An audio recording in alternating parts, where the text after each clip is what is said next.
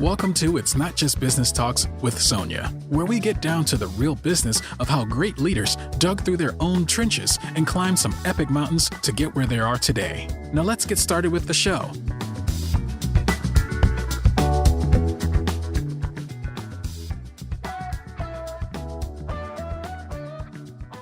I'm here today with Sasha Korthuis, the marketing coordinator at Clarus Eye Centre, someone we've been working with for a little while. Hello. No, Sasha is, I've got your bio here, so I'm going to read it. Experienced marketing professional, as you are, with excellent communication skills and a passion for customer service. I would say that's true too. Well-versed in both online and offline marketing campaigns designed to increase sales, boost brand awareness, and attract new clientele. She's a team player with a proven ability to multitask, perform well under pressure, and an aptitude toward leadership. Does that sum it up? Is that you? I mean, that's, the Cliff Notes version for sure. Version. So you really tell me, just before we go into anything more bizarre, like the fact that my dog is sitting on the floor here, what is it your job is? I mean, what's a marketing coordinator? What do you do? Like in the some type of that? Yeah, I think it's one of those, you work for the size of a business. I do. So, I came from originally I worked for a much larger company. And I was primarily in sales and doing a lot of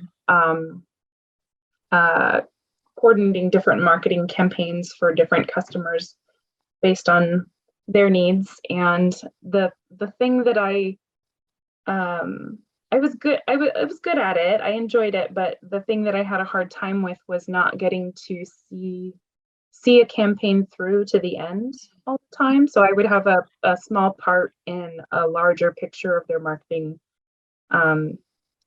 campaign, and I would handle a certain component of it, say, handling specifically just the search or specifically just the print portions. And so I was doing a lot of things for a lot of different businesses, and I did that for 12 years before I decided I was ready to move on and try to see if I could utilize the skills that I had learned for one business and try to, have my hand in a little bit of everything, which is why I was looking for a small to medium-sized business I could handle everything for, and that is what I got. So now I'm truly handling a lot of everything, a lot and a little of everything related to the face that we put out there to the community, and the brand that we're trying to represent and promote. You're doing a little bit of everything. So a little bit of everything means to me, because we do that, but is the internal culture and branding and sort of the team all being on the same page about who you are, what you stand for. And then your assets like your web, but then the external voice. It's a balancing act. That's where it starts to become a lot. And I truly, I rely on help from a lot of different people in my organization who don't even really realize that they're affecting marketing, or that they're influencing it, or that they're helping me in some capacity by helping to manage, say, their the reviews that we get. I'm the one that responds to them, and I get the alerts on everything, but I need the backstory. I need to know what happened. I need to know the full situation of why a customer might not have been happy with their experience, so that I can respond to it appropriately. And that takes a lot of people, getting that full story of what happened. And then from there, okay, where is there an opportunity to correct the issue internally that we can then move forward and try not to have this happen again in the future? And sometimes it's process, sometimes it's, personnel, or whatever it might be. There's over 100 people in our organization, and sometimes the right hand doesn't always talk to the left hand. So Absolutely. That's partly where I come in as far as internal marketing goes. Which everybody is huge. Sasha, most organizations don't take advantage. It's an advantage. I mean, when we receive a negative review, that's a beautiful opportunity. And and you're responding to it and you're being able to integrate that internally, I would say 90% of companies, I'm just pulling that number out, don't realize that they could be benefiting from good or bad reviews. Yeah. Well, especially somebody that is connected to what our external messaging is and what our face is supposed to be in the community. And we have, well, technically now 2 locations, but there are, oh yeah, thank you. Did you have to do that? Did you have to build the place too? No, we have been looking for the right opportunity. This is not to be jumping around. No, it's okay. I told you, I follow the. Yeah, no, we had been looking for the opportunity for a while in the right place and the right time and all of that. And obviously, as it has for everyone, COVID threw a giant wrench in things. We were definitely ready a couple of years ago to be making this next step. But the owners in the past they at one point tried to open a satellite in DuPont, and for various reasons, it wasn't researched as well as it could have been, and there were a lot of factors contributing to why that wasn't as successful as they hoped it would be. So there was a lot of hesitancy going forward that, okay, we're in a position now to open a second location, but it really has to be well researched, well planned, well thought out so that we know it's going to be successful. And I think it was about a year ago, I think, that they started noticing an increase or an influx of patients coming from the Yelm area and beyond. And not just because of the growing population, there were a lot of factors involved in that, but the owners had a relationship or a close, one of the doctors knew one of the managing doctors, or I believe one of the owners at the Yelm Family Medicine practice. Okay, yeah. And for whatever there's a lot of reasons going into why. Sure. Yeah. But they knew that there was going to be an opening in their building coming up within a few months. So we just kind of swooped in. It really was the perfect match, and in a lot of ways, kind of things fell into place the way that they should have. But we had to move very quickly, and in some cases, quicker than we were ready for. So we had to put a lot of things on pause so that we could, turn it around as quickly as possible. There were a lot of factors that were involved in opening that. So anyway, I definitely was really heavily involved with a lot of that, down to helping choose the decor. The fun bit. Yeah, the fun bit.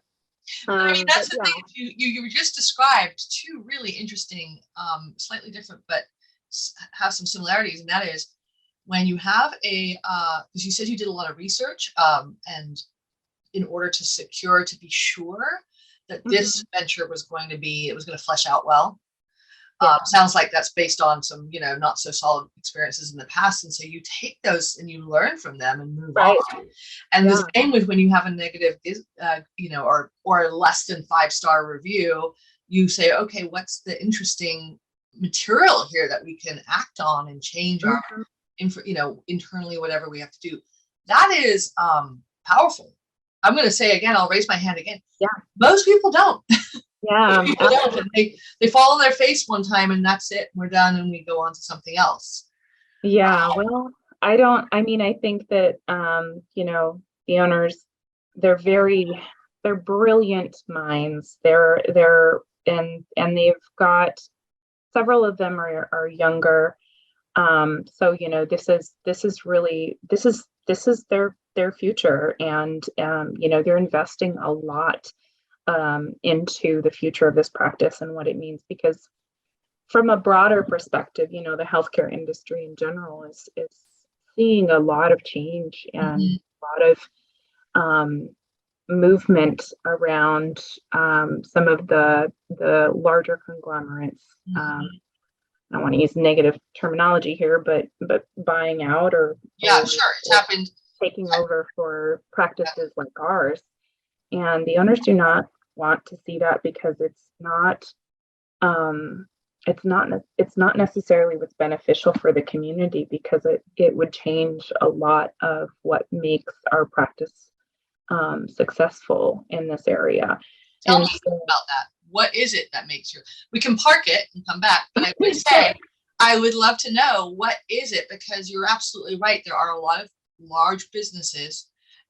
If you're lucky and you start up, not you, but if you know, a software company is lucky and they do something right, they're sitting there waiting to get bought out. That's the goal, right? The goal is to get bought out and walk away with a bundle of money. And in your case, that's absolutely not the goal. The goal is to maintain what? What is it that sets you apart? You know, from my perspective, and you know, it's changed over the years. I think when I first started there, it was,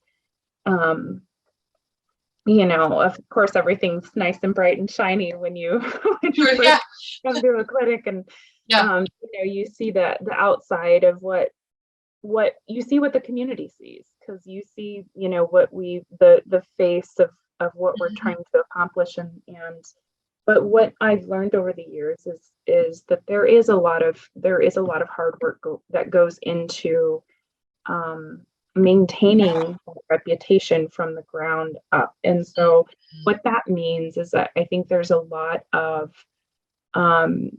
energy and effort that goes into ensuring that the people that work for us are, you know, in the best position they can be to be successful, to be happy in their job, to have what they need to actually, you know, emulate that face that we're trying to continue to maintain to the community.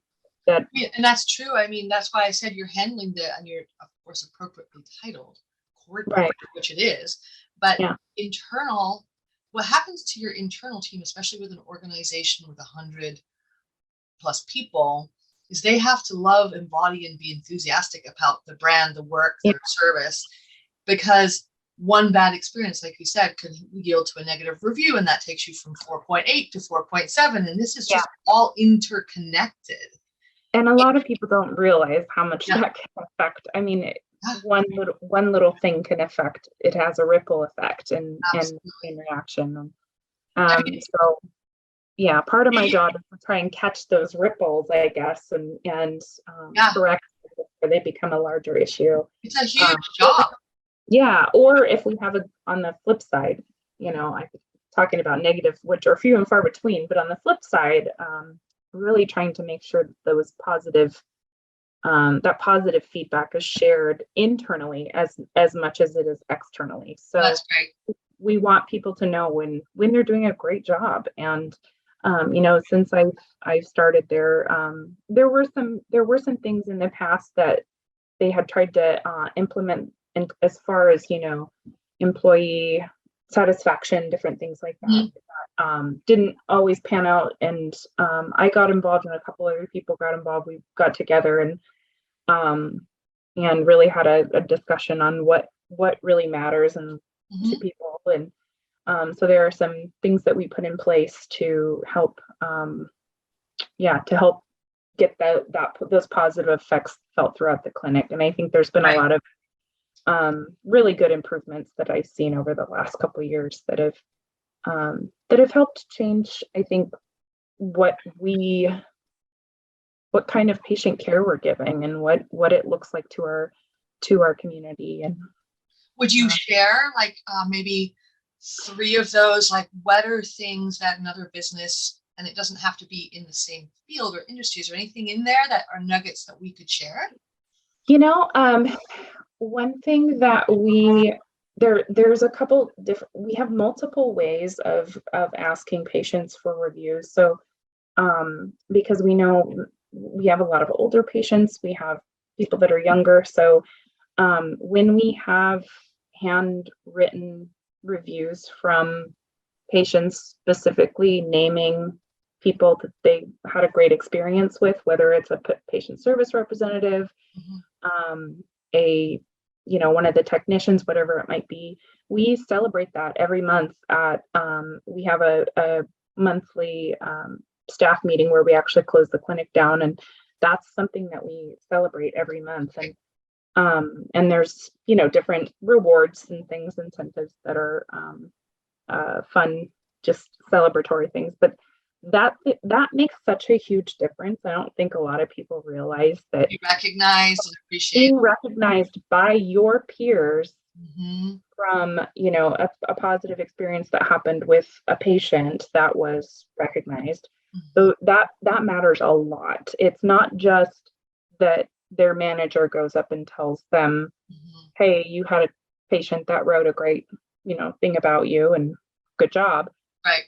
It's that all of their peers are hearing that as well, and people that they work with every day. And so I think people, getting celebrated in a way that is beyond just, their paycheck makes such a huge difference. I mean, of course, everybody's there to make money, everybody's there to work, but sure.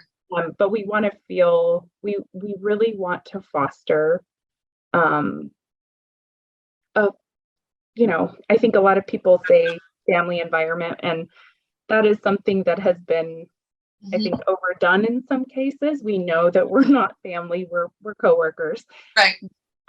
But we spend a lot of time with each other, and we go through a lot, especially in the healthcare industry. I think it's a little harder sometimes because you're working with people who are going through a really hard time and medically, and oftentimes we're seeing patients who are on the verge of losing their vision, and if you yourself in their shoes,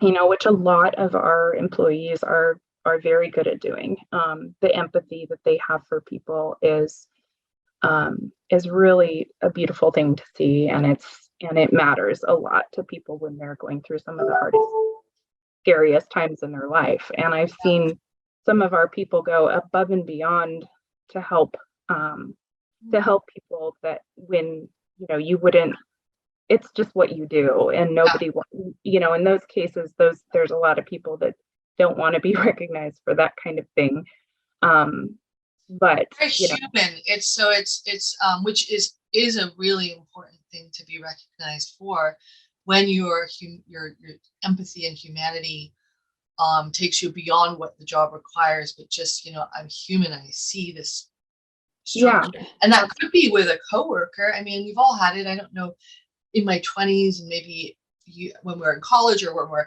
you work in the restaurant business, and I swear the restaurant business, at the end of the day, you kind of have to let off steam and say, did you see that one table, or did you see coworkers tend to have to let off steam with each other, and and also their heartache if they did work with a patient who's about to lose their vision, and that feels it would affect. I could never be a nurse for that reason. It just would be too consistently heartbreaking for me. Yeah, I think, and especially when there are, unique circumstances or different circumstances of people that are going through, other things in their life, and then on top of that, they have to worry about, what's happening with their sight, and I will say that starts from the leadership, at every level of people that we have working for us, and the doctors being, some of the most. I don't think I've ever. Granted, I've never worked at another medical practice in this, but I have doctors. I have an autoimmune condition, so I'm very familiar with medical offices. Patient care and all the things that. Right. So seeing what some of these doctors do to go above and beyond and to care for their patients is pretty incredible, and makes me very happy to work with a company that permeates that attitude and message as much as possible. So, well, I mean, and you can see it too. I mean, for essentially a medical practice, I mean, it's private. Yeah. You can just see the activity on social media as just, I went there and it was amazing and it was wonderful. So there's such a buzz.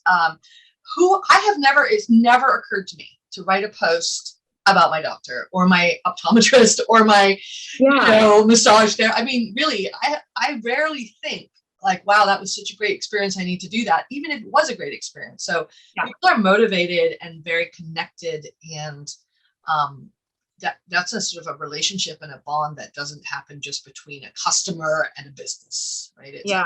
Well, I think one of the things that changes that is that there are certain components of our practice, because it's primarily an ophthalmology practice. There are certain components of it that patients have to come back again and again. And so it is a regular care situation in some places in some cases where, you have patients that have to come back once or twice a month on the regular basis in order to maintain their sight, especially in the retina care area. There are certain procedures that we offer that require a lot of follow-up, like 10 appointments and within a period of 3 months.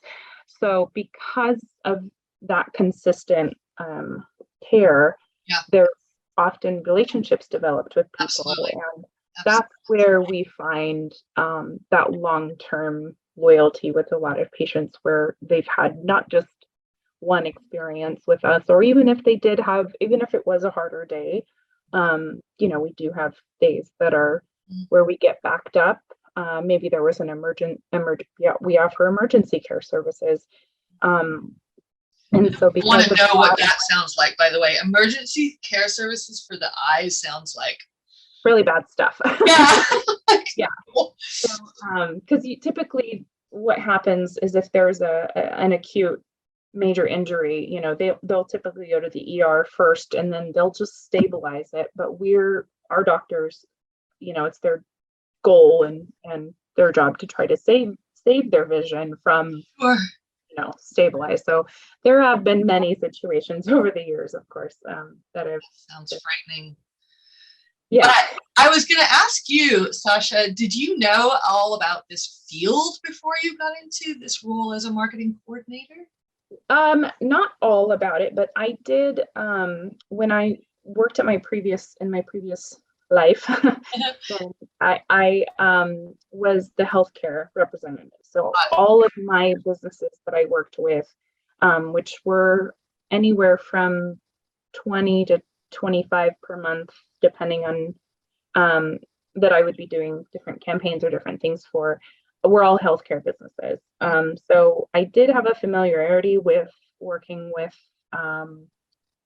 that type of clientele, working with doctors who can sometimes be well, doctors can be, as is very understandable, like you said, with an emergency, they can be sidetracked very quickly. Well, and they also have typically a certain personality type, as far as they're very focused on, and as they should be, they have a different personality brain type to be able to do some of the things that many of us would never attempt to do, and also the smarts for it. So you have to kind of know how to guide conversations and talk to people that have that mindset and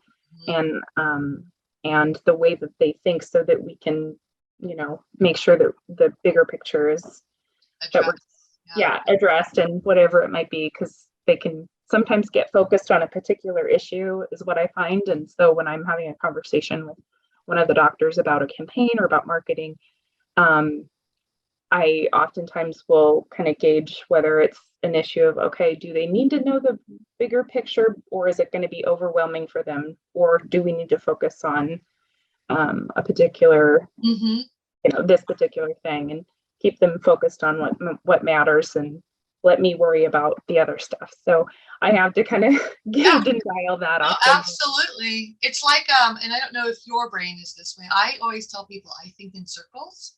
I am a creative. I can have 20 plates in the air, no problem. Yeah.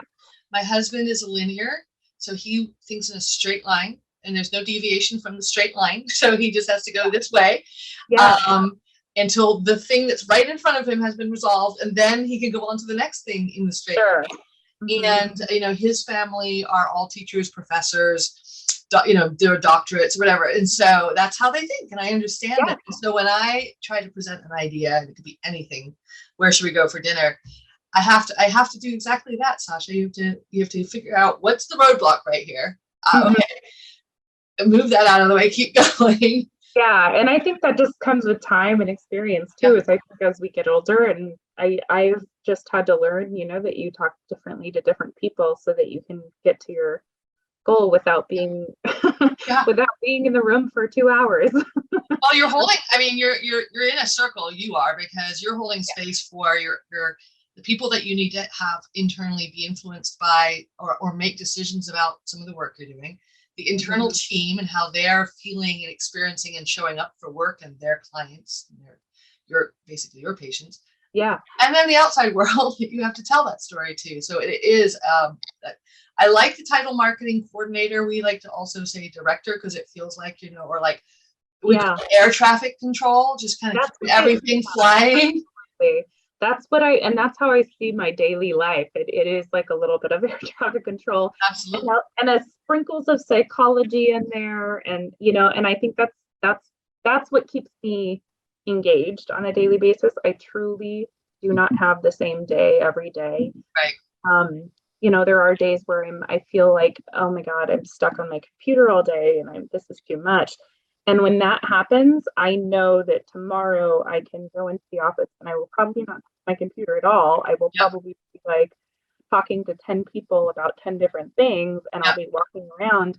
Or, part of my job is also outreach. So I could go into some of the referring providers and I could say hi to them and see how things are going from a co-management perspective, because we do have a lot of patients that, their optometrists are, for a private practice, smaller optometrist, and then they come see our ophthalmologist for the other issues. So we do have patients that we share with other practices, and that does take a lot of finesse. So we have a whole team of people that is all they do, is make sure that the referral process, the co-management process, runs smoothly, so that we are not burning any bridges, and making our providers happy. And so that's part of my job too. So I could certainly mix it up if I start to get bored with anything. Do you ever, and I know that we're kind of leaning into the end of time here, but I do want to know, do you ever feel like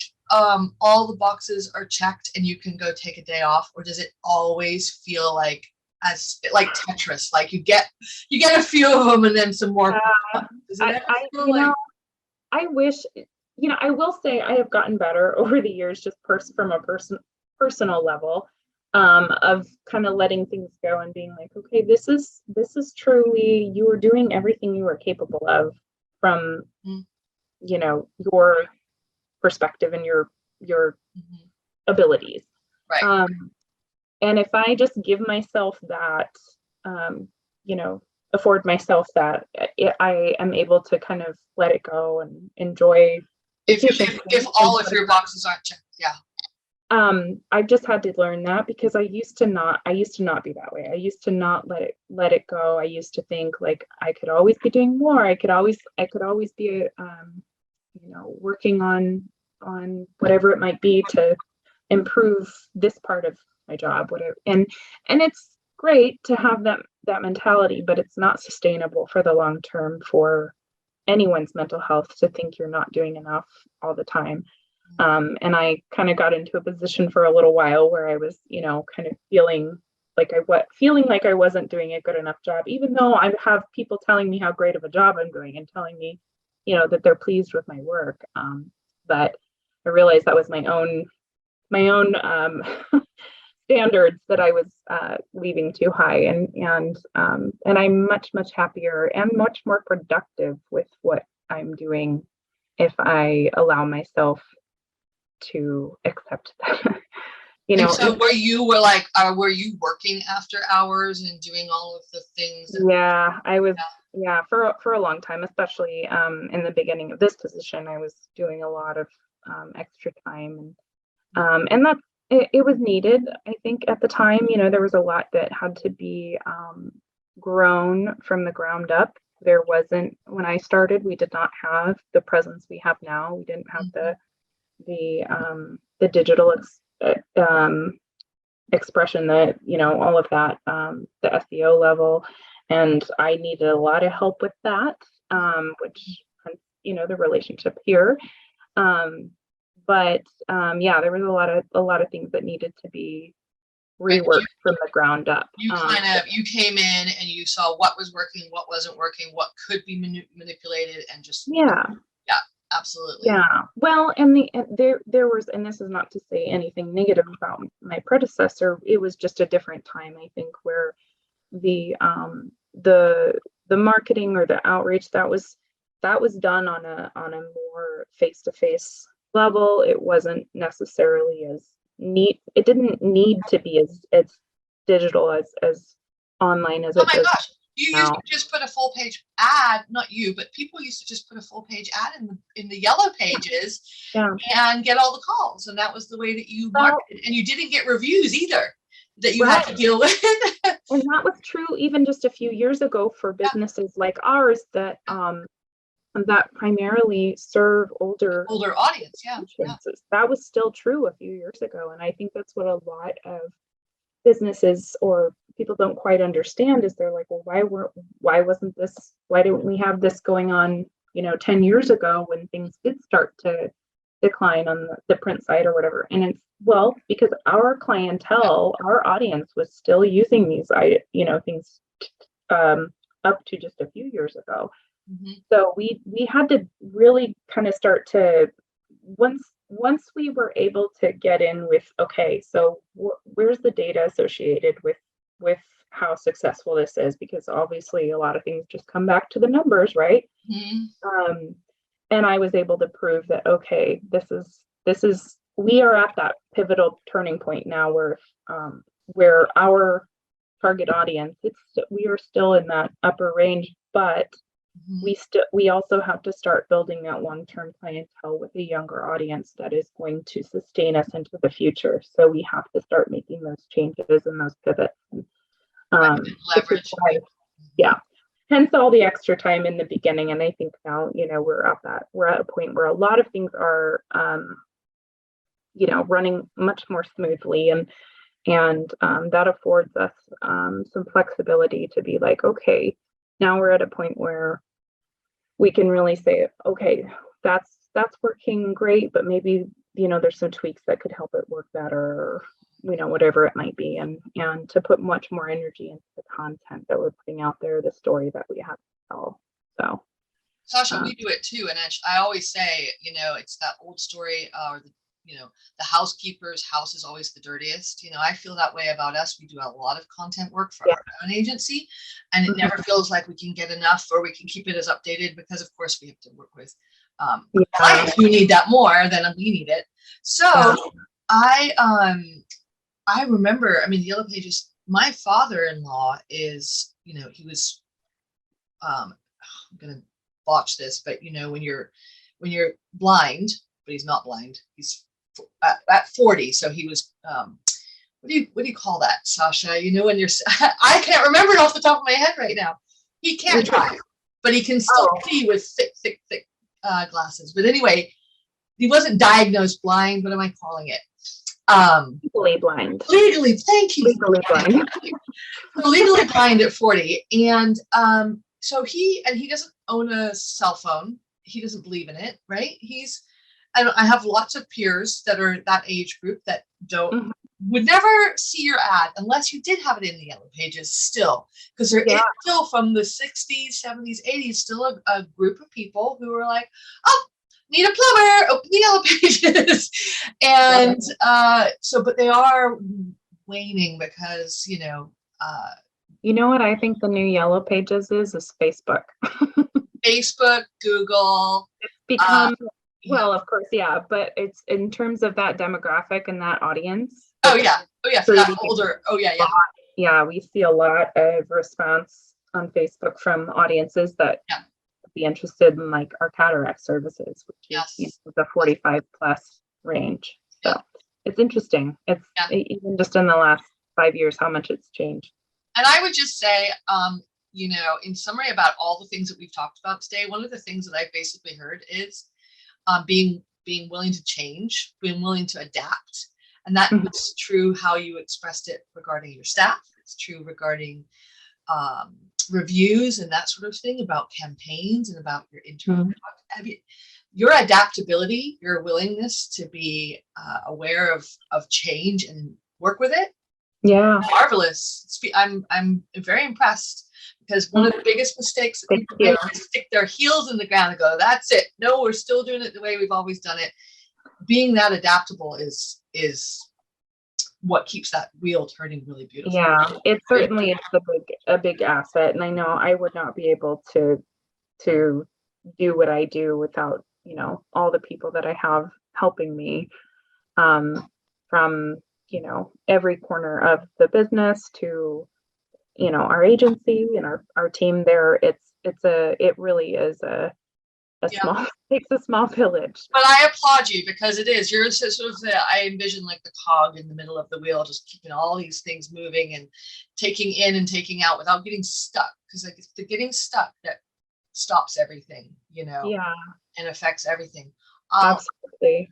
I'll do a little wrap up here, Sasha. Okay. Awesome. Yeah. This is we've been talking to Sasha Korthuis, marketing coordinator at Clarus Eye Centre, who is also apparently the cog in the wheel that keeps everything moving. Sasha, where can people learn more about you and your practice? Hopefully not you per se, but like the people that you want them to know. Anyone can check us out online, claruseye.com. We're active on social media. We have lots of web presence. We still have our listing in the yellow book just in case. So we definitely try to maintain a face in the community and because you're part of it. Yeah, absolutely. Well, Sasha, thank you so much. It's a pleasure, and I'm very impressed with you. And I would, if you'd like to come work for me. Just kidding. I didn't say that, and I won't go on the recording.